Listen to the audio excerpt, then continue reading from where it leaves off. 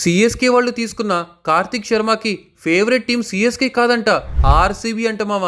Matter ఏంటంటే CSK వాళ్ళు most expensive uncapped ప్లేయర్ని తీసుకున్నారు. అది ఎవరు అంటే కార్తిక్ శర్మ.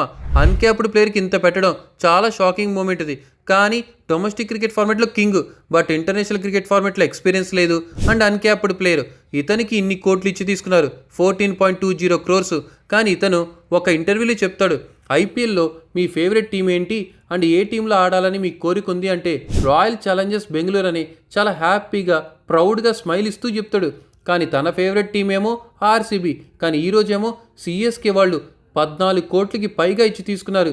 సిఎస్కే వాళ్ళే తన లైఫ్ని చేంజ్ చేశారని చెప్పొచ్చు. ఎందుకంటే 19 yearsకి ఇన్ని కోట్లు సంపాదించడం అనేది చాలా పెద్ద భారీ సక్సెస్ ఇది. ఆర్సీబీ సక్సెస్ ఇవ్వలేదు, సిఎస్కే ఈ సక్సెస్ని ఇచ్చింది.